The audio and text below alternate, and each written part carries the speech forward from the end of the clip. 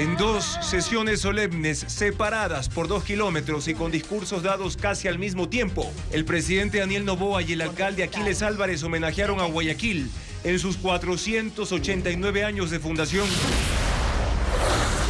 En 9 años, las cooperativas pasaron de manejar el 17% al 30% del dinero que circula en el sistema financiero nacional.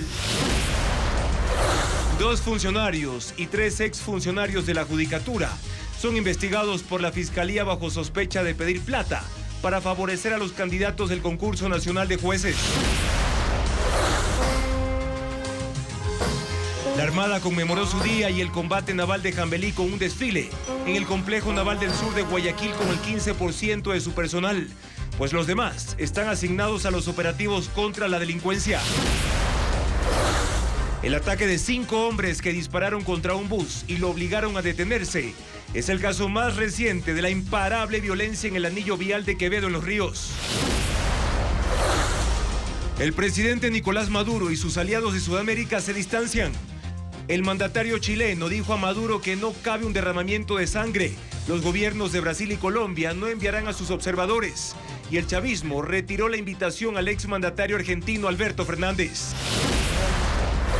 La obra Fosforito del artista durandeño Lenin Mera fue la ganadora del Salón de Julio en Guayaquil. El vistazo recorre los lugares icónicos de Guayaquil que ningún turista debe perderse en su visita al puerto principal. Con un cambio de abanderado, la delegación ecuatoriana quedó lista para la inauguración de los Juegos Olímpicos de París 2024, este viernes. Buenas noches, amigos. Bienvenidos a Televistazo Estelar este jueves 25 de julio de 2024, cuando Guayaquil cumple 489 años de fundación. Las celebraciones son otro escenario de las diferencias entre el presidente de la República y el alcalde del puerto principal, quienes conmemoraron la fecha esta tarde, pero por separado en 2 sesiones solemnes. Daniel Noboa eligió la explanada del Centro Cívico en el sur de Guayaquil para su sesión solemne. Su gabinete lo acompañó y Luisa María Heredia cubrió la sesión y trae los detalles de este acto. Adelante, Luisa María, te escuchamos. Sí, Juan Carlos, así es. Después de 8 años, Guayaquil volvió a tener 2 sesiones solemnes a propósito de las fiestas julianas. Una organizada por el gobierno, otra por el municipio. Y en efecto, la del gobierno y la del municipio empezaron casi que al mismo tiempo. El primero en hablar fue el presidente Daniel Noboa, apenas unos minutos antes. Lo hizo después de entregar 42.000 becas. 1.600 de estas becas fueron entregadas precisamente a los beneficiarios de un programa de becas municipal que fue cancelado hace poco. Adicional a esto, también el presidente entregó condecoraciones a un grupo variado de ciudadanos ilustres y también a 2 de sus ministras, Mónica Palencia, a cargo de la cartera del Interior, y la canciller Gabriela Sommerfield. Las 2 están con llamados de juicio político actualmente en la Asamblea Nacional. En su discurso, Daniel Noboa ofreció trabajar por Guayaquil, recalcó que es la ciudad que lo vio crecer, y también combatir a la corrupción, en lo que fue una especie de indirecta para el alcalde Aquiles Álvarez, a quien el gobierno denunció hace poco por supuesta comercialización irregular de combustibles. Escuchemos. Cuenten con mi compromiso de trabajar por la ciudad que me vio crecer, con créditos, alivios financieros, atención social, becas, obras y sobre todo seguridad. Guayaquileño, guayaquileña, démosle vida a la letra de nuestro himno. Haz que en el suelo que amas florezca en todas partes el honor nacional. Resurjamos como un pueblo unido, abierto al progreso y la paz, sin permitir la impunidad, la injusticia y la corrupción. Viejos enemigos a los cuales aquí nunca invitaremos. Cuenten con mi compromiso de mantener viva la esencia de Guayaquil, que fue, es y será de alma guerrera. ¡Viva Guayaquil! Acompañando a Daniel Noboa, además además de la primera dama Lavinia Balbonesi, estuvieron el presidente de la Corte Nacional de Justicia, José Swing, estuvo también la presidenta del Consejo Nacional Electoral, Diana Atamaín, y el presidente del Consejo de la Judicatura, Mario Godoy. Esto además, pues, de los miembros de su gabinete y de los asambleístas de Acción Democrática Nacional, ADN. No fue invitado a esta sesión solemne el presidente de la Asamblea, Henry Kronfle.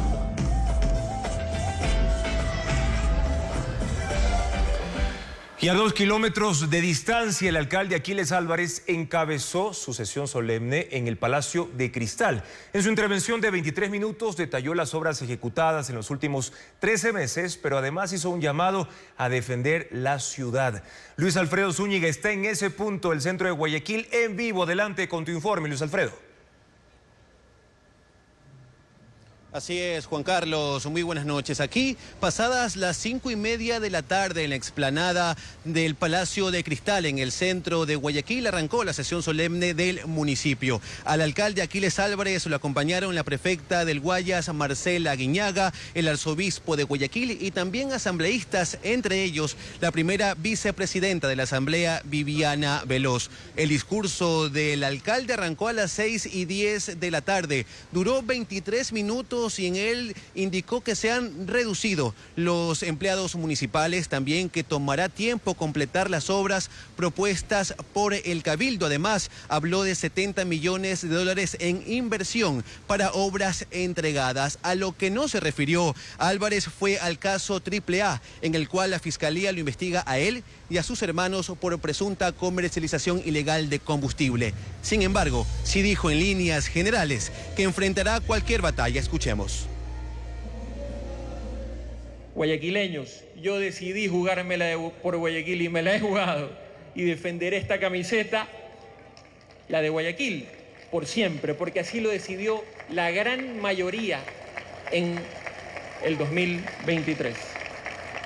Por ustedes seguiré asumiendo con honor cualquier batalla, siempre firme, con la convicción intacta, porque ustedes merecen fortaleza de espíritu y corazón para enfrentar todo lo que se interponga entre sus justos derechos de vivir con dignidad o que cualquiera intente detener las obras de Guayaquil.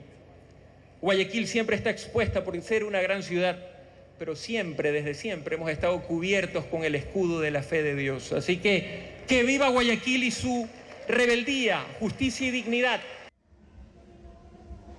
En el evento también se entregaron preseas al mérito deportivo, científico, cultural y de servicio público. Además, se señaló que en 45 días se adjudicaría el 5º acueducto para llevar agua potable al noroeste de la ciudad.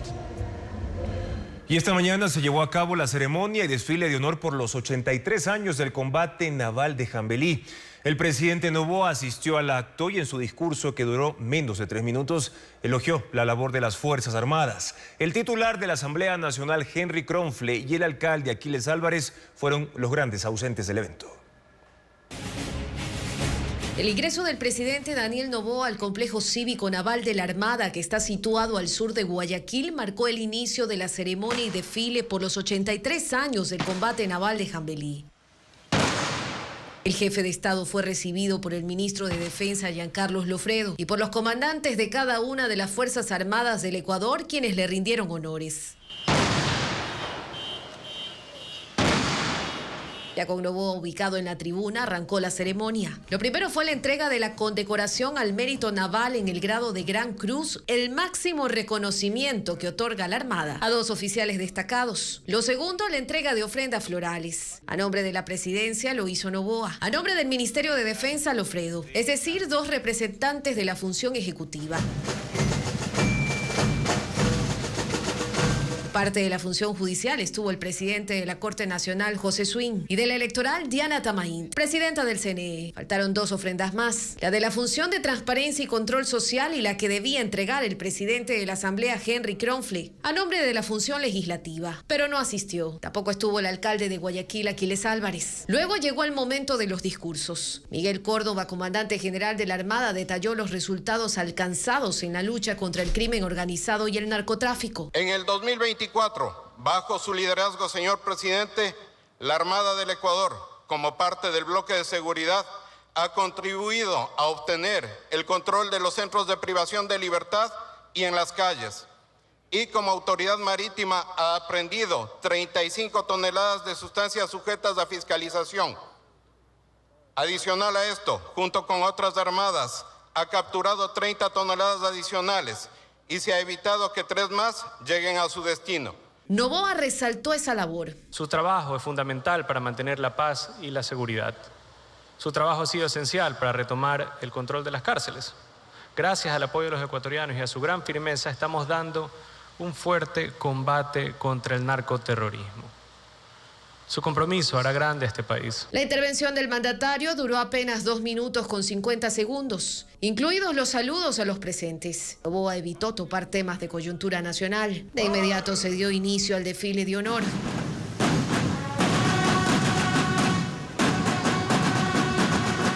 El comandante de operaciones de la Armada abrió el paso para que pelotones de cada una de las instituciones que conforman la Marina desfilen vestidos de gala. Marcharon 9 bloques de uniformados. Entre ellos comandos de la Escuela Superior Naval, otras escuelas navales, almirantes en servicio pasivo y otros tripulantes retirados.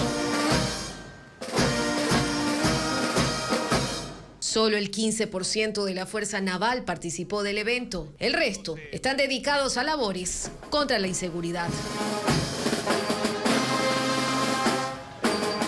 Hoy se llevó a cabo la audiencia de habeas corpus de Wilman Terán, recurso con el que pretende quedar libre o que lo trasladen de la cárcel La Roca de Guayaquil a la cárcel 4 de Quito. Esta vez el tribunal controló la diligencia y Terán evitó los gritos e incidentes mayores como ocurrió el viernes de la semana pasada. Informa Jacqueline Rodas. Wilman Terán insiste en salir de la cárcel La Roca de Guayaquil. Presentó un tercer habeas corpus para que lo liberen o lo trasladen a la cárcel 4 de Quito, donde permanece temporalmente mientras atiende audiencias pendientes. Consiguió quedarse en la capital porque decidió defenderse solo. Sus abogados lo acompañan pero no intervienen, aunque sí dan declaraciones a los medios en su nombre. El argumento central de su recurso es que sufrió un ataque en La Roca el pasado 18 de julio durante una requisa. El doctor Wilman Terán había manifestado sobre estos tratos crueles, inhumanos y degradantes. ¿Por qué? Porque los militares y policías en horas de la noche entraron a dar un mensaje lanzando gas lacrimógeno a él y a las personas que se encuentran aledañas. Terán, que protagonizó incidentes en audiencias anteriores, esta vez guardó las formas. Desde el inicio, el tribunal dirigido por la jueza Jimena Velastegui le advirtió que usará sus atribuciones para mantener el orden. 3 presos que están en La Roca por asesinato, delincuencia organizada, tráfico de drogas y extorsión, declararon a favor de Wilman Terán y corroboraron su versión. Dijeron que Jorge Glass también resultó afectado. Del otro lado, las Fuerzas Armadas, la policía, el SNAI, el Ministerio de Salud, la abogada de la cárcel y la Procuraduría lo desmintieron. Negaron que sus derechos hayan sido vulnerados. En medio de la audiencia, Terán dijo que rememorar los hechos le causó dolor de cabeza y mareo. La jueza ponente ordenó que el personal médico de la corte lo atienda para que no abandone la sala y reinstaló la audiencia. Al cierre de este informe, la diligencia seguía y el tribunal había solicitado los videos de las cámaras de seguridad aledañas a la celda donde ocurrieron los hechos denunciados por Terán. La Fiscalía ejecutó allanamientos en 3 provincias por denuncias de concusión contra funcionarios y exfuncionarios del Consejo de la Judicatura. Se investigan denuncias de cobro de dinero para favorecer a los postulantes a jueces de la Corte Nacional. Paul Romero con el informe. 5 personas, 2 funcionarios y 3 exfuncionarios del Consejo de la Judicatura son investigados según la Fiscalía por solicitar dinero para favorecer a los postulantes en el concurso para la selección de jueces y conjueces de la Corte Nacional de Justicia. Esta mañana la Fiscalía y la Policía realizaron allanamientos simultáneos en Pichincha, Azuay y Santo Domingo de los Áchilas en inmuebles de los involucrados y decomisaron 12 terminales móviles, 4 laptops, 17 dispositivos de almacenamiento, 31 documentos. No hay detenidos. La investigación empezó en abril pasado y se basó en una información anónima presentada por correo electrónico a la Dirección de Transparencia de la Judicatura. El entonces presidente del organismo, Álvaro Román, hizo la denuncia a la Fiscalía que inició la investigación. Los 5 involucrados tienen relación con el Departamento de Talento Humano de la Judicatura. Sus identidades no serán reveladas hasta que inicie la instrucción fiscal por el delito de concusión. Se desconoce el mecanismo y el dinero que solicitaban para favorecer a los concursantes. La vocal Solanta Goyes dijo que 3 implicados fueron separados del cargo y 2 permanecen en funciones. Uno de ellos no ha sido separado porque tiene una condición de vulnerabilidad y otra persona tampoco ha sido separada. Inclusive sobre esa persona he pedido yo que se cambie ese cargo, pero igual el mismo presidente anterior, que es el que ha estado alrededor de todo esto, decidió no hacerlo y por el contrario la mantuvo a esta persona. Esta investigación no altera el concurso para la selección de los jueces de la Corte. Los 70 postulantes deberán rendir las pruebas escritas este sábado. La Comisión de Fiscalización sesionó esta tarde por el juicio político a la canciller Gabriela Sommerfeld.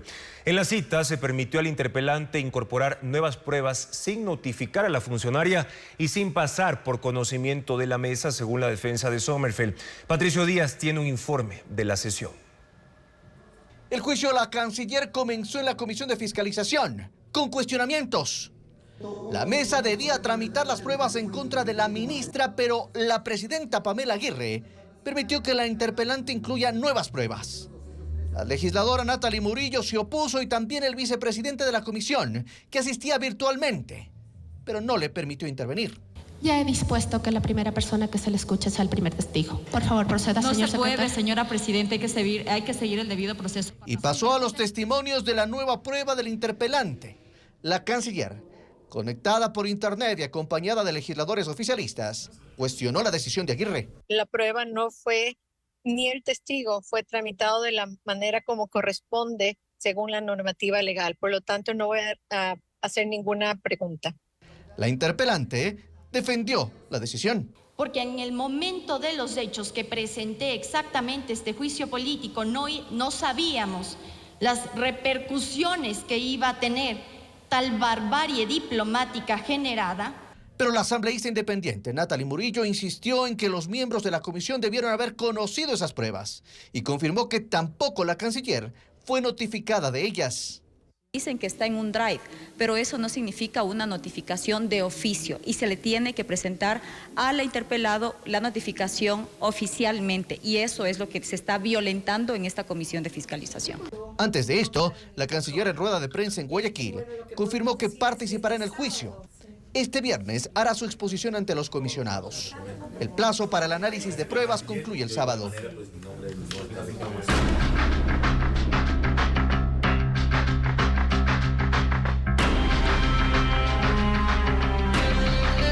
Venezuela, ¿será esta la vencida? El presidente de Venezuela, Nicolás Maduro, se aleja de sus aliados políticos de Sudamérica ante las críticas por haber amenazado con un baño de sangre si pierde las elecciones de este domingo. Brasil y Colombia no enviarán observadores electorales y Maduro le retiró la invitación incluso al exmandatario de Argentina, Alberto Fernández. Veamos.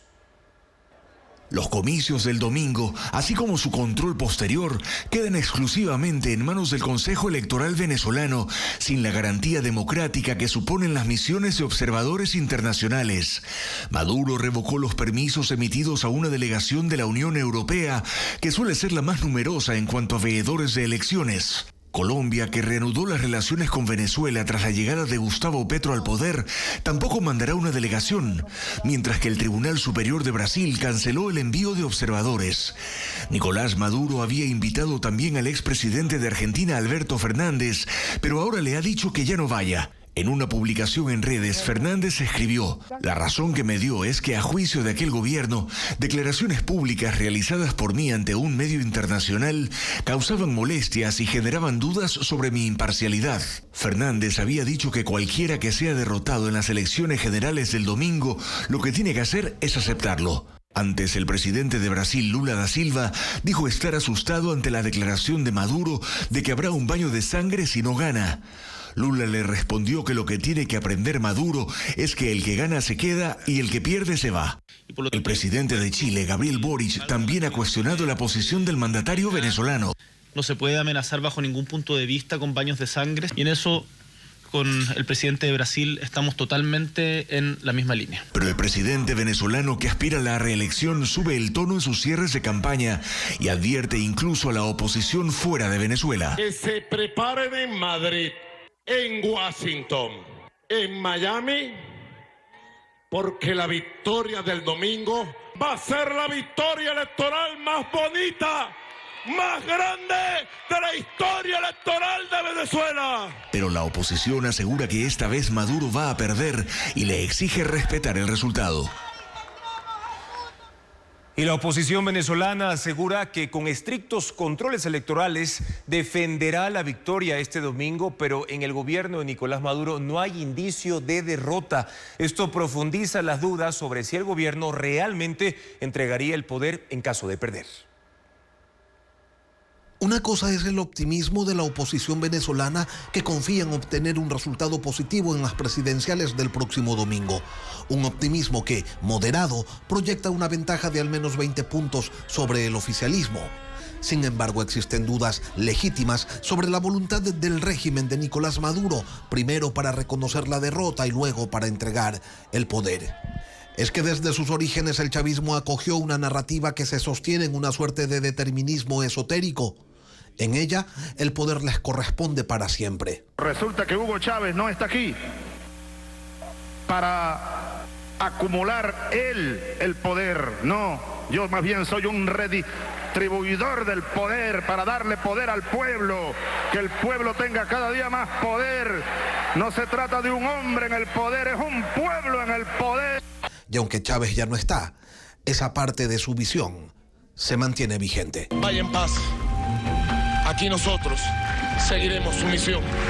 De hecho, Diosdado Cabello, uno de los hombres fuertes del socialismo del siglo XXI, no tiene lío en señalar abiertamente que hay una sola cosa en la que ellos no piensan. Y esa es entregar el poder. Queremos entregar. En realidad nosotros queremos entregar. Nosotros estamos dispuestos a capitular. Estamos dispuestos a traicionar a un pueblo. A traicionar esa esperanza que anda en la calle. Jamás. En la oposición sostienen que se trata de un postureo, de un discurso de campaña, que incluso hay adelantadas conversaciones con gente del gobierno para garantizar una transición pacífica y ordenada. Pero surgen dudas y hasta temores por lo que podría ocurrir, porque el gobierno de Venezuela no ha dado una señal mínima siquiera de que contemplen la posibilidad de una derrota. Y ellos son quienes controlan el sistema electoral. ¡Nervios de acero! ¡Máxima unión y movilización cívico-militar! ¡Que el equipo gana! ¡Y vamos a ganar! ¡Por las buenas o por las malas! Mas la oposición señala que esta vez no se dejará arrebatar el triunfo, porque tendrán 600.000 testigos en las mesas electorales para recoger las actas y defender los resultados. Confían en que el país se movilizará por la democracia y que no habrá discurso ni fuerza que acompañe una pretensión dictatorial, porque según ellos, Maduro se ha quedado solo. Las cooperativas de ahorro ganan terreno en el país. ¿Cómo lograron casi duplicar su cartera en 9 años? Se lo contamos al volver.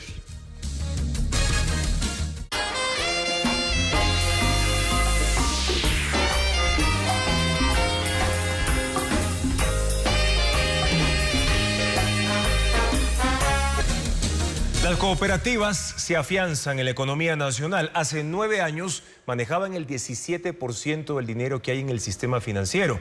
Hoy concentran el 30%. Adriana Bermeo explica las cifras en el siguiente reportaje.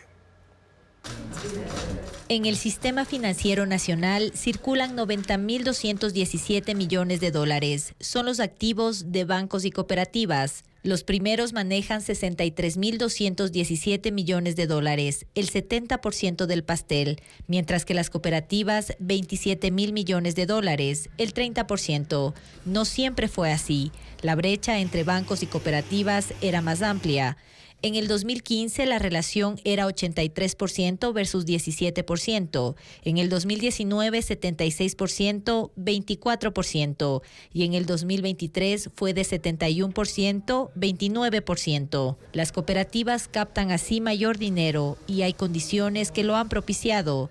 Su ubicación que facilita la atención en zonas rurales, en lugares en los que no están los bancos. El sentido de pertenencia que generan en los socios, especialmente en la población indígena. Y el interés que pagan las cooperativas por depósitos a plazo fijo es mayor a la de los bancos. Llegan al 11.6% según el último reporte del Banco Central. Y prestan hasta el 28% anual de interés en microcréditos y 16.8% en créditos de consumo. Entre ambos copan el 95% de préstamos que entregan las cooperativas. Las cooperativas y las mutualistas colocan crédito a tasas más bajas que los techos establecidos para esos tipos de crédito. Lo que ha subido es la tasa que se paga por los depósitos porque los intermediarios financieros están compitiendo por la liquidez. Las cooperativas además otorgan créditos a perfiles que resultan más riesgosos para los bancos. En los cantones de mayor ruralidad, por cada dólar que captan las cooperativas, colocan $1.73, mientras que en los de más pobreza entregan $1.76 en préstamos. Este microcrédito no necesariamente es para nuevos negocios porque la economía no está en ese momento, pero sí para capital de trabajo, que podrían parecer más riesgosos, pero hay experiencias exitosas de cooperativas que han apostado en sectores que parecía riesgoso y que su nivel de morosidad no supera el 2% al día de hoy. No obstante, el porcentaje de morosidad se ha multiplicado por 2 desde el 2022, un dato que por ahora no inquieta a la superintendencia que controla las cooperativas, porque la liquidez de estas instituciones financieras están en 15.9%. La ley establece que el rango mínimo es 9%. En la siguiente entrega de este especial sobre las cooperativas, un análisis de los riesgos a los que están expuestas, los controles que se aplican y también el resguardo del dinero justamente de los socios.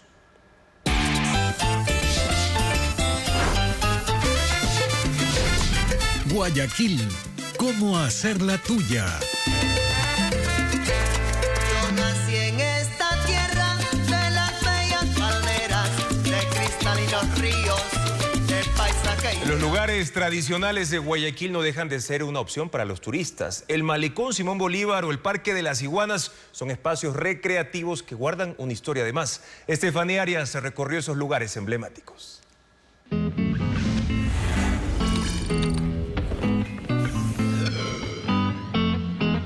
El que no visita este sitio es como si no hubiera estado en Guayaquil. Con 2.5 kilómetros de extensión, el Malecón Simón Bolívar es el imán de la ciudad. Un símbolo turístico ubicado al pie del río Guayas y lleno de historia, monumentos, espacios verdes, un museo y comercios. Aquí se edificó la rotonda, que conmemora el encuentro entre Bolívar y San Martín. También está la Torre Morisca, que se levantó hace 93 años y alberga el reloj público, que es incluso más antiguo. Está en la ciudad desde 1842. En el Malecón también están la Plaza Olmedo y el Palacio de Cristal. El ingreso a este espacio es gratuito y está abierto de lunes a domingo de 6 de la mañana a 12 de la noche.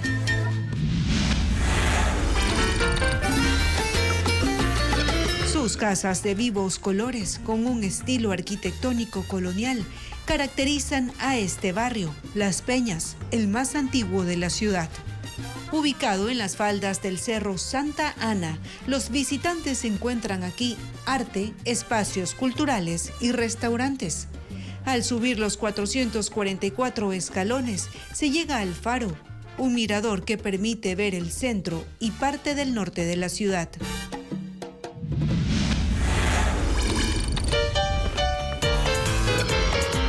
Se llama Parque Seminario, pero todos lo conocen como el Parque de las Iguanas. Y es notorio por qué. Se cree que estos reptiles llegaron por los años 70 y ahora son el mayor atractivo de los turistas. Está frente a la emblemática Catedral de Guayaquil, en el centro de la urbe. Fue inaugurado en 1895 y tiene monumentos de Simón Bolívar, Medardo Ángel Silva y Ana Villamil y Casa tocando el piano. Además, este sitio ha sido escenario de actos cívicos y recreativos desde sus inicios.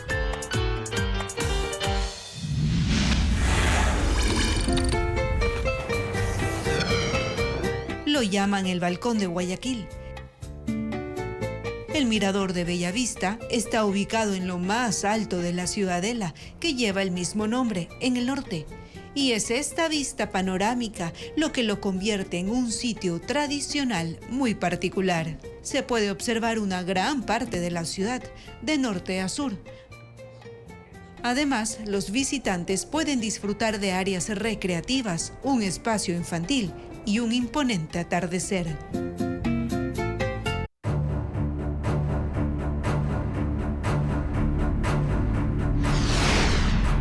Venezuela, así la quebraron. Durante los gobiernos de Hugo Chávez y Nicolás Maduro, Venezuela dejó de ser uno de los principales exportadores de crudo. El sector está en crisis y lejos de alcanzar los 3 millones de barriles por día que producía hace 2 décadas. Diego Puente describe la situación petrolera en ese país. En 20 años de chavismo y madurismo, el sector insigne de Venezuela, el petrolero, cayó a niveles jamás vistos. El país con las mayores reservas en el mundo pasó de ser el tercer mayor exportador de crudo a inicios del siglo, con 3,5 millones de barriles al día, al 11º puesto, con variaciones diarias que van desde 600.000 a 800.000 barriles. Los peores indicadores llegaron de la mano del gobierno de Nicolás Maduro. En 2016 la producción ya había caído a 2,5 millones de barriles y siguió bajando de forma sostenida. El punto crítico llegó en 2021 cuando la producción se redujo a 500.000 barriles diarios. Y aunque este año hay un leve incremento, el sector está lejos de alcanzar los niveles promedios antes del chavismo. E incluso en la región está en 5º puesto por detrás de Brasil, que produce 3 millones. México 1,8 millones, Colombia 800.000 barriles y Guayana con 750.000 barriles diarios. El 60% de las exportaciones de su crudo va a China e India, el 20% a Estados Unidos y el restante 20% a otros países. Los envíos a China se dan principalmente para pagar créditos o intereses a Pekín. Venezuela llegó a este punto por corrupción, haber ahuyentado la inversión extranjera, infraestructura petrolera obsoleta, opacidad en las negociaciones, falta de seguridad jurídica e intervención casi exclusiva del Estado en el sector. La actual mejora de la producción y exportación se debe a una licencia temporal que el Departamento del Tesoro de Estados Unidos otorgó a finales del 2023 a empresas americanas para reanimar la producción y reanudar las exportaciones a ese país. Estados Unidos reporta el arresto del narcotraficante mexicano Ismael El Mayo Zambada, poderoso líder del cartel de Sinaloa, heredero del imperio criminal de Joaquín El Chapo Guzmán. Su captura se produjo en un aeropuerto de El Paso, en Texas. El Mayo tiene 76 años, es el narco más buscado por Estados Unidos, que ofrecía por él una recompensa de $15 millones. El narco no ha pisado una cárcel en décadas. Donald Trump tuvo su primer mitin político desde que Kamala Harris tomó la posta de Joe Biden. Con una retórica incendiaria, la acusó de descuidar la frontera con México, un rol que le asignó Biden. Se centró, dijo, en crear puntos de atención a migrantes en Centroamérica en lugar de cerrar pasos ilegales. De igual forma, legisladores republicanos señalan a Harris por violar las leyes federales de financiación al usar fondos de campaña inicialmente dirigidos para el presidente Joe Biden. Y precisamente Biden se dirigió a los estadounidenses tras abandonar la carrera electoral. Dijo que la defensa de la democracia es más importante que cualquier título y respaldó a la vicepresidenta Harris, mientras que el Partido Demócrata adelantará la votación de los delegados para oficializar la candidatura de la vicepresidenta. Con un tono pausado, Joe Biden dio un mensaje transmitido en directo que marca el inicio de su retiro de la vida política de Estados Unidos, en la que ha participado durante 50 años. Ha renunciado a la reelección presidencial. Antes dijo que era el mejor candidato para enfrentar a Donald Trump, pero ahora dice que la misión es más importante que las personas.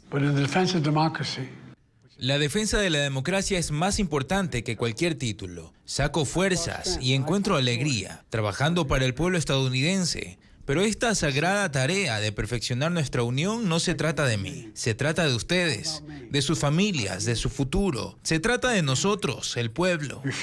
Dijo que es tiempo de voces más jóvenes y pasa la posta a la vicepresidenta Kamala Harris.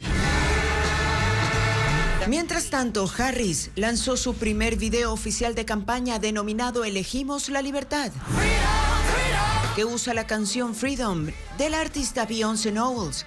El spot recita frases como: elegimos la libertad de estar a salvo de la violencia de armas de fuego, la libertad de tomar decisiones sobre nuestro propio cuerpo, un futuro en el que nadie esté por encima de la ley. La convención demócrata que confirmará la candidatura de Harris será del 19 al 22 de agosto en Chicago. Pero desde ya el comité de reglas acordó adelantar la votación tan pronto como el 1 de agosto, con una sesión virtual de los delegados del partido y así blindar su nominación, algo que antes se negaron a hacer en favor de Biden. Esta semana el mundo rompió 2 veces el récord de la temperatura más alta en la historia. Según el programa Copérnico de la Agencia Espacial Europea, el calor que experimenta el planeta no ha existido desde hace 125.000 años. El lunes 22 de julio fue el día más caluroso en la historia del planeta Tierra, con una temperatura promedio global de 17,15 grados, rompiendo el récord de 17,09 grados alcanzado el día anterior. Según la información obtenida de datos satelitales publicados por el programa Copérnico de Vigilancia del Medio Ambiente, ese número es superior al promedio registrado en todo el siglo XX, que fue de 13,9. Los expertos aseguran que estos promedios de temperaturas no ocurrían desde hace 125.000 años. Si nuestro objetivo es reducir el calentamiento global, como prometimos en el acuerdo climático establecido en París en el 2015, con estas temperaturas nos estamos alejando totalmente. Los científicos estiman que de no tomarse medidas más urgentes, las consecuencias serán irreversibles, tanto en la escasez de recursos naturales como en los ecosistemas. Mientras tanto, una inusual nevada cayó en regiones del sur de África. Aunque ese continente suele asociarse con climas cálidos y paisajes desérticos, posee una notable diversidad geográfica y climática. Videos muestran los copos de nieve cayendo sobre jirafas, leones y cebras, causando asombro en las redes sociales. África tiene extremos de temperaturas que van desde 50 grados centígrados hasta menos de 20 grados en zonas montañosas. La última vez que nevó en ese territorio fue hace 10 años. Un bus interprovincial fue atacado por un grupo de delincuentes armados en el anillo vial de Quevedo en Los Ríos. Tras el asalto, hirieron al conductor que recorría esa ruta, considerada la más peligrosa de la provincia, informa Odette Camacho. En medio de la carretera a las 11:37 de la noche, 5 hombres armados y encapuchados cerraron el paso de un bus de la cooperativa San Cristóbal que circulaba por el anillo vial de Quevedo, la ruta más peligrosa de la provincia de Los Ríos. Disparando y lanzando piedras, consiguieron que el conductor se detenga. Mientras uno lo apuntaba, otro lo obligaba a abrir la puerta y al ingresar lo golpean la cabeza 2 veces. Del otro lado, desde afuera, 2 asaltantes rompen la ventana y le piden sus pertenencias al oficial. La mujer que lo acompaña intenta ocultarse para esquivarlos.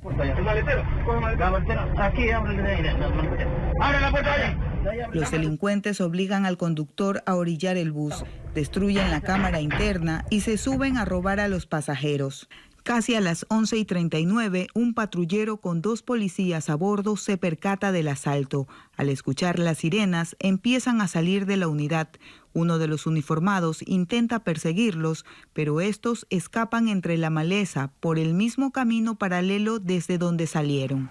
El eje vial de Quevedo se caracteriza por estar rodeado de una serie de accesos de tercer orden que, según las Fuerzas Armadas, forman una telaraña que conduce a recintos, fincas cacaoteras, bananeras y tabacaleras, no solo en Los Ríos, sino también en el Empalme en la provincia del Guayas.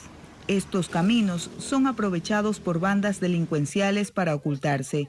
Vehículos robados y hasta víctimas de secuestros han encontrado en estas zonas rurales. En lo que va del año, la Fiscalía ha receptado 400 denuncias de robo en el anillo vial de Quevedo. El Parque Nacional Sumaco Galeras, el Parque Nacional Podocarpus y también la Reserva Ecológica Arenillas son algunas áreas protegidas donde la minería ilegal, el narcotráfico y la tala indiscriminada han destruido ecosistemas. Por cada 28.500 hectáreas protegidas hay solo un guardaparque. Vanessa Robles sigue este tema. La presencia de grupos criminales en los 78 espacios naturales, terrestres y marinos que constan en el Sistema Nacional de Áreas Protegidas pone en riesgo a la flora y fauna que es conservada en aproximadamente 26 millones de hectáreas. El Parque Nacional Sumaco Napo Galeras es una fusión de selva y páramo que se extiende en 206.150 hectáreas en la zona norte de la Amazonía. Allí está el único volcán asentado en su totalidad en el oriente, con una elevación de 3.732 metros. 15 guardaparques custodian esta área. La presencia de mafias pone en riesgo los cedros, colorados, porotillos, palmas como Chonta y la Chambira, jaguares, pumas, tigrillos y perezosos de la zona. La minería ilegal en las inmediaciones del río Punino ya ha afectado unas 800 hectáreas en 2023.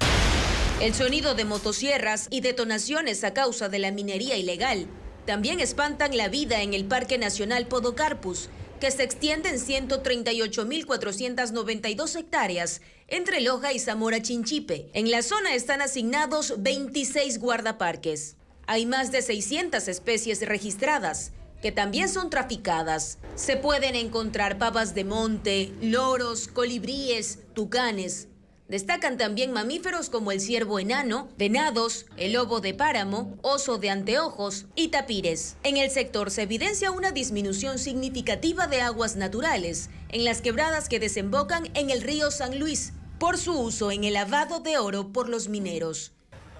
La explotación de la vida silvestre por rutas para el narcotráfico es el problema principal de la Reserva Ecológica Arenillas en la provincia de El Oro. 13.527 hectáreas son cuidadas por 12 guardianes. Hay guayacanes, algarrobos, bosques de manglar y la zona protege la mayor cantidad de matorrales secos del país. Está atravesada por los ríos Zarumilla y Arenillas, así como por la carretera que va desde Arenillas a Huaquillas. Por más de 60 años, esta fue un área militar con 11 destacamentos. Según la Asociación de Guardaparques, para resguardar todos los espacios, están asignados 620 custodios en Ecuador continental y 300 en Galápagos. Por falta de pagos, las clínicas de diálisis solo atendieron hasta hoy a pacientes derivados del Ministerio de Salud Pública. Tras el anuncio, se interrumpirán los tratamientos de 10.000 personas a escala nacional, como lo reporta Carla Delgado. Delia, una paciente con insuficiencia renal que se dializa hace 12 años en esta clínica del norte de Quito, está angustiada. Teme que este sea su último tratamiento. No es justo. Todos necesitamos vivir. La diálisis es vida y no nos pueden quitar esta diálisis. Marcelo tampoco sabe qué pasará este sábado, que según el cronograma debe asistir a su tercera sesión semanal. Nos ponemos tristes, como que a las autoridades no les interesa. Si deja de hacerse una diálisis, es mortal para uno. Son 17.000 pacientes a escala nacional que deben dializarse 3 veces por semana. De esta terapia depende su vida. Son 110 centros de diálisis en el país. La Asociación de Dializadoras anunció que hasta hoy brindarán tratamientos en las clínicas a escala nacional, porque aún no se han concretado pagos por parte del Ministerio de Salud Pública. La deuda del Ministerio de Salud sobrepasa los 140 millones de dólares, un monto que no se ha cancelado desde hace 13 meses. En el último comunicado, el Ministerio de Salud señaló que tras realizar las gestiones interinstitucionales respectivas, se estableció un cronograma de pagos a las dializadoras que prestan servicios externos en el país. Acuerdo que desmiente la Asociación de Centros de Diálisis del Ecuador. Acuerdo como tal no existe porque ayer lo único que ellos nos dijeron es vamos a trabajar en un plan de pagos. Nunca presentaron fechas ni cifras. Por lo que aseguran que el 60% de centros dejarán de atender a pacientes desde este viernes. Eso implica que al menos unos 10.000 usuarios no recibirán atención. Los otros centros son multinacionales que se manejan con capital extranjero, por lo que no se ven afectados. En esta clínica en el norte de Quito, el gerente explica que atenderá a pacientes solo hasta que se terminen los pocos insumos que les queda. Y obviamente y los proveedores de los insumos, a su vez, como todo proveedor, si yo le debo 6 meses, me dice, doctor, ya no puedo seguirle dando los insumos. Esto, mientras con las dializadoras que prestan servicios a 8,000 pacientes de la Seguridad Social, hay un acuerdo verbal de pago establecido para septiembre. La deuda del IES con las clínicas es de 85 millones de dólares. Y por ahora para esos pacientes hay la tranquilidad del acuerdo. Hasta fin de año, el IES reducirá sus inversiones en 1.300 millones de dólares. Actualizó su presupuesto y definió ese déficit que se suma a la deuda que el gobierno tiene por el pago del 40% al Fondo de Pensiones de los Jubilados. Francisco Garcés con los datos. La deuda del Estado con el IES sigue aumentando y los fondos que ese instituto tiene para atender a jubilados y afiliados se van reduciendo. El Consejo Directivo del IES aprobó la última reforma a su presupuesto y estableció en 1.317 millones de dólares el déficit hasta el final del año. Deberá ser llenado con el dinero que está en el BIES. Así el IES reducirá ese valor de su cuenta de inversiones para pagar pensiones, atenciones médicas y demás prestaciones a afiliados y jubilados. El déficit resulta de la diferencia entre lo que deberá gastar el IES para financiar las prestaciones y lo que recibirá del gobierno, que por ley está obligado a pagar un porcentaje de esos servicios. Inicialmente el IES contemplaba que el Estado contribuya este año con 3.706 millones de dólares, pero el gobierno solo entregará 2.388 millones de dólares. La diferencia es de 1.317 millones. Si el gobierno no paga, ese monto crecerá.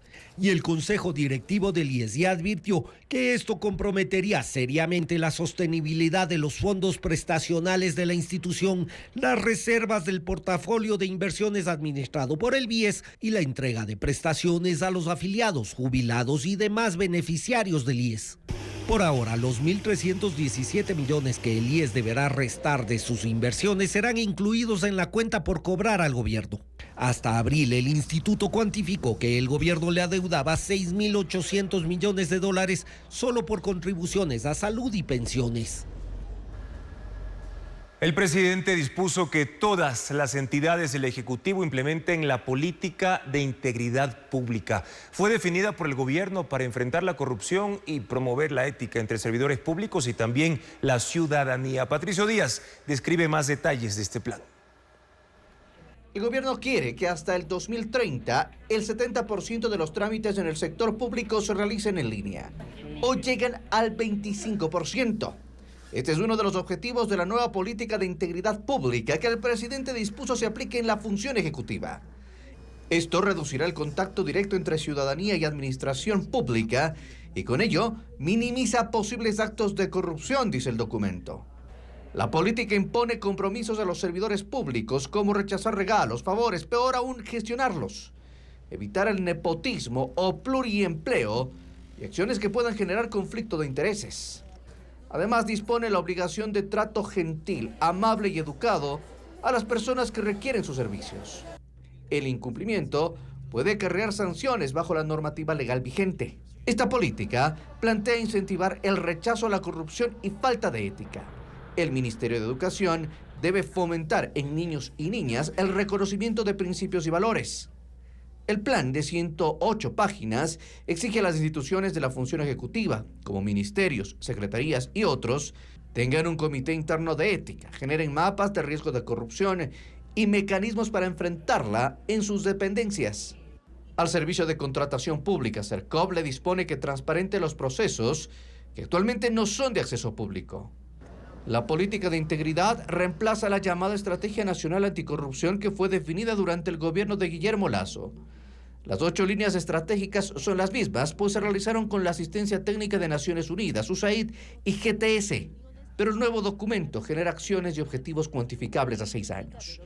El monitoreo y el cumplimiento de las metas está a cargo de José Julio Neira, designado en abril como secretario de Política de Integridad Pública.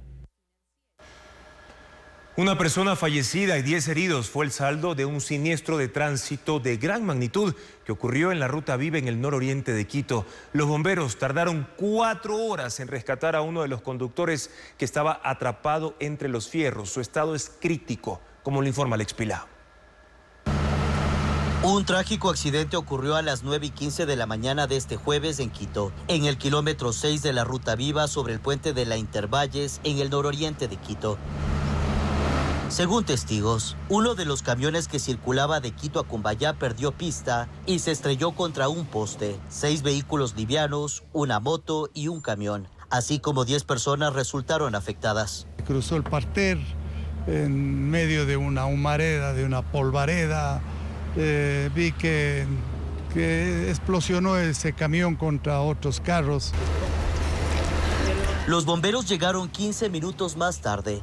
Utilizaron equipo hidráulico de corte para liberar a uno de los conductores que estaba atrapado en la cabina de uno de los camiones. Trabajamos 4 horas aproximadamente para poder liberar a la persona que se encontraba atrapada en la cabina. El paciente es crítico, sí, es transportado por ambulancia de Cuerpo de Bomberos hasta una casa asistencial.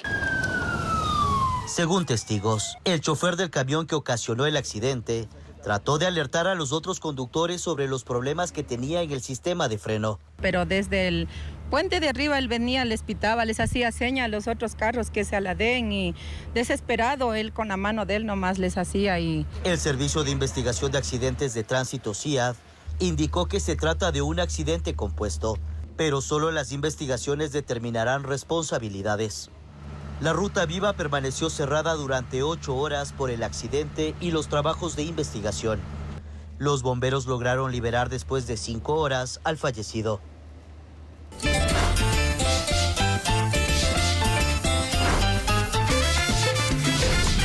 Guayaquil, ¿cómo hacer la tuya?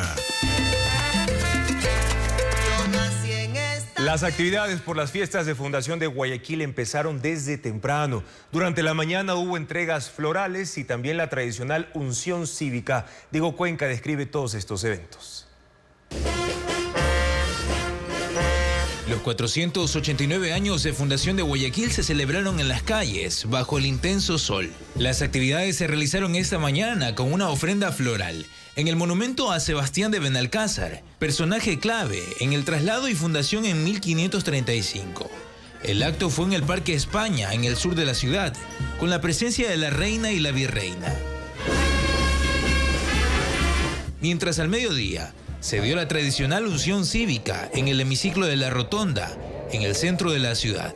Los estudiantes del Liceo Naval de Guayaquil formaron un pasillo con bandera celeste y blanco, por donde pasaron autoridades locales, incluyendo el alcalde y la prefecta del Guayas. Más allá de cualquier situación del día a día, lo importante es trabajar en equipo. Nunca se han dañado los equipos entre la prefectura y el municipio de Guayaquil. Este viernes y durante el fin de semana, Guayaquil continúa con sus actividades festivas. Por los 489 años de fundación de Guayaquil habrá feriado local y se han preparado una serie de eventos como conciertos, obras de teatro y más. A continuación revisamos con Estefanía Arias la agenda cultural de entretenimiento en la Perla del Pacífico.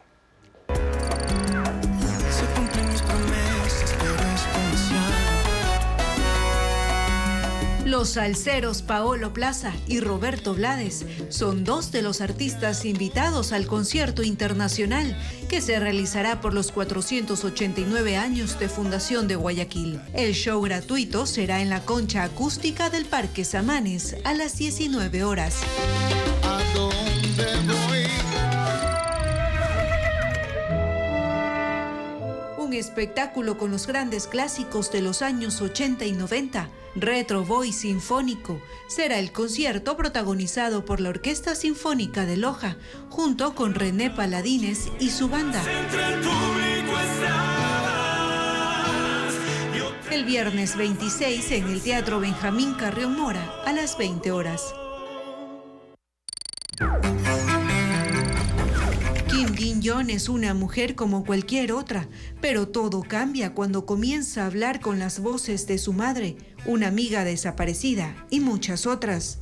una novela de la escritora surcoreana Chon Nam-yu y que se ha vuelto un referente para el movimiento feminista de Corea del Sur y otras partes de Asia. Con flecos esotéricos, obra de crítica política, descarnado retrato familiar y narración existencial sobre el dolor y el amor, Aniquilación, del escritor Michel Houellebecq, una novela que relata al Francia de 2027 y a un ministro que enfrenta crisis en su cargo cuando es detectado con una enfermedad grave. La artista Micaela Kenny indaga en las implicaciones del deseo volátil y las fantasías. Esculturas y piezas de la exposición Un hombre me llamó por teléfono y me dijo que las compus son nubes en la jerarquía del cielo, que se inauguró en el Museo Naim Isaías en Guayaquil, curada por Juan Felipe Paredes. La muestra estará abierta hasta el 2 de diciembre. Todos te adoraban. Tú fuiste un X-Men. Una de las películas más esperadas de este año, en la que el actor Hugh Jackman regresa a su papel de guepardo y en el que toma complicidad con el antihéroe de Ryan Reynolds. Deadpool y Wolverine, de la industria de Marvel, se estrena a escala mundial este 25 de julio. Carajo, estoy listo. Y los espectadores se preparan para ver mañana el desfile de carros alegóricos. Los organizadores trabajan sin descanso para dar los últimos toques a las carrozas y dejar todo listo para el gran evento. Las imágenes de esta tradición con María Cecilia Largacha. Para José Luis, hoy no es un día más de trabajo, es el día, la última oportunidad para que todo aquello por lo que se ha esforzado durante los últimos 2 meses salga bien. Jordi y Johnny, tú también. En realidad no es solo él, es todo un equipo que incluye a cerca de 20 personas. Bueno, hay bastante ansiedad en el ambiente porque es la primera vez. Entonces todo lo que se realiza por primera vez, bueno, estamos viendo prueba, error, ultimando detalles, que es lo importante. Todavía están dando los últimos retoques, que falta algo de pintura aquí, que hay que poner este elemento más allá, que hay que tener listos los carros que van a alar las carrozas. Es que este es el primer desfile, pero por acá nadie quiere que sea el último. Con esto comenzamos y queremos institucionalizar este desfile. El desfile será por el malecón, en contravía, es decir, comienzan al final de la calle y terminan por la bahía. Obviamente el malecón va a estar cerrado al tráfico y abierto a todos quienes quieran tomarse una fotografía antes de que el desfile comience. Las carrozas van a estar ahí desde las 2 de la tarde y el desfile comenzará a las 4:30. Mañana vamos a hacer un buen desfile. Día de trabajo terminado y todo en orden. Confirmado que las alas se mueven. Confirmado que la perla está en su sitio. Confirmado que a nadie se le olvidó una herramienta en ningún lugar. Y que en el desfile todo salga bien. Fosforito fue la obra ganadora de la edición 63 del Salón de Julio en el Museo Municipal de Guayaquil. Su creador es un artista de Durán que recreó la violencia que vive el Ecuador. Estefanía Arias nos cuenta quiénes fueron los otros 2 ganadores. 10 cajas de fósforos que retratan escenas de violencia y crímenes reales conforman la obra Fosforito, ganadora del Salón de Julio 2024. El artista, Lenin Mera, afirma que la idea nació por la situación de inseguridad que vive el país. Tiene que ver mucho con escenas reales, tratar de buscar esa imagen inédita de lo que es, de lo que estamos viviendo. Mera, de 45 años, incluso describe a su cantón, Durán, como el más peligroso del mundo. Esta otra pieza, de textura de maíz sobre lienzo, es Huatarishka Nudos Críticos y se llevó el segundo lugar en esta, la edición 63ª del concurso. Fue creada por el artista de Ibarra, Yauri Muenala. Que hace referencias a ciertas complejidades que aún tenemos como país, donde es un país diverso, con 14 nacionalidades, 18 pueblos con lenguas distintas, y la obra un poco dialoga a partir de ello y las distintas perspectivas en relación de ciertos levantamientos sociales. Por eso el nombre de la misma, que en quichua significa levantémonos. Y bestiario criminal de la guayaquileña Vanessa Choes, de 22 años, quedó en tercer puesto. O sea, es un lienzo hecho de cartón, con materiales pobres, todo acrílico. Mi obra recoge todas las iconografías de las bandas criminales que ocasionan caos en nuestra sociedad actualmente. Coincidencia o no, son 27 obras las que se exhiben en el salón y el jurado reveló que todas retratan la violencia que vive el país, siendo un hilo conductor para el observador. La muestra estará expuesta en el Museo Municipal de Guayaquil hasta septiembre, de martes a sábado, de 9:30 de la mañana a 5:30 de la tarde. Mañana en Contacto Directo estarán el medallista olímpico Jefferson Pérez para hablar sobre los retos de los deportistas que buscarán el oro en París 2024. También nos acompañará María de Lourdes Maldonado para analizar cómo encarar los problemas de salud pública que plantean los abortos clandestinos de miles de mujeres en el país. Este viernes será feriado local en Guayaquil por sus 489 años de fundación. La agenda completa de eventos la pueden encontrar en ecoavisa.com. Gracias amigos por habernos acompañado en esta jornada informativa. Volvemos a las 5:55 de la mañana en la primera emisión de Televistazo. ¡Que viva Guayaquil! Buenas noches.